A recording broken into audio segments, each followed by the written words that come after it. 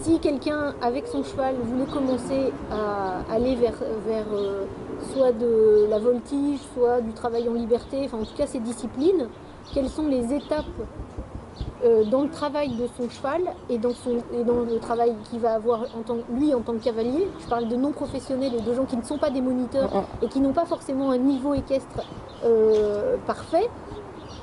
Quelles sont les étapes qu'ils peuvent se mettre pour avancer?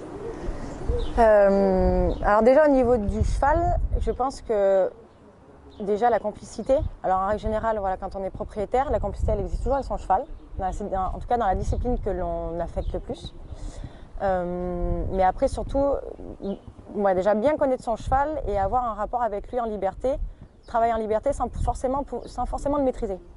C'est que ça nous arrive souvent en tant que propriétaire de chevaux de mettre son cheval au paddock ou de mettre son cheval dans le manège parce qu'on n'a pas le temps de le monter et passer du temps avec son cheval là pour l'observer, voir comment il fonctionne, voir qu'est-ce qui peut lui faire peur, parce que quand on voltige, il faut que le cheval il n'ait pas peur de la personne, qu'il n'ait pas peur des jambes, qu'il n'ait pas peur des pieds, qu'il n'ait pas peur des mains ou d'un pied qui arrive devant l'oreille, devant les yeux.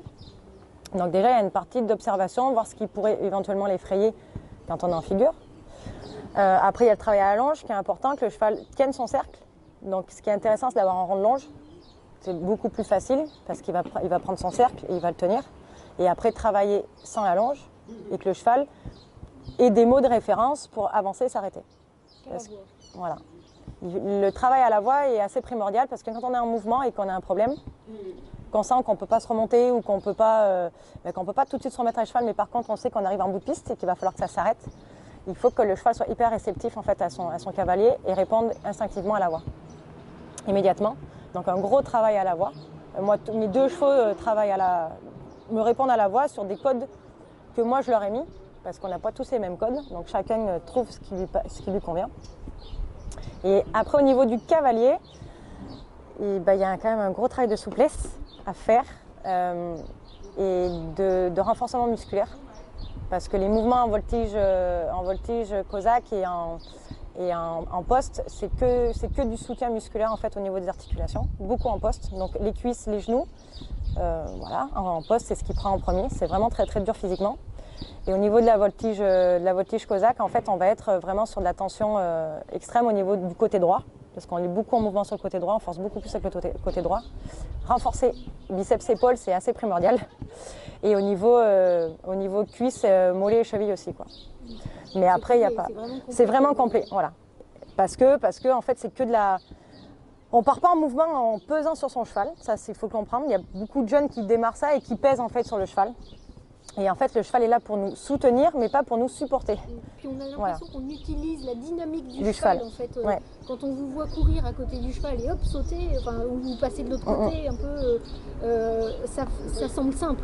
Parce que sûrement, vous devez utiliser la dynamique du cheval pour servir de rebond. Toute l'impulsion du cheval, en fait, il faut l'utiliser à bon escient. Voilà, et du coup, c'est pas si dur comme si moi je voulais juste à la force de mes bras monter sur le cheval. C'est beaucoup plus facile avec le mouvement en avant. Après, les mouvements, souvent, on les apprend sur un... C'est pas un cheval d'arçon, mais on l'apprend en fixe, comme sur le principe d'un cheval d'arçon, pour décomposer le mouvement. Donc, il y a toujours quelqu'un pour placer, parce que de l'arrêt, on ne peut pas passer certains mouvements. Donc, il y a toujours quelqu'un pour placer, pour que le cerveau intègre le mouvement, parce qu'en fait, il y a des mouvements qui ne sont pas forcément faciles à intégrer. Donc, une mémoire corporelle. Voilà, ça, c'est obligatoire, parce qu'il y a des mouvements, il faut que ce soit instinctif. En fait, c'est plus une question de sécurité. Que ce soit instinctif de partir un mouvement et de revenir du mouvement. Sinon, ça en prend trop de temps et on réfléchit trop et on reste bloqué. Donc, il y a surtout ça. Donc, le travail en fait sur la partie arrêtée, elle renforce déjà pas mal au niveau musculaire parce qu'on est obligé de rester malgré tout gainé même s'il n'y a pas le mouvement en avant, quoi. Voilà.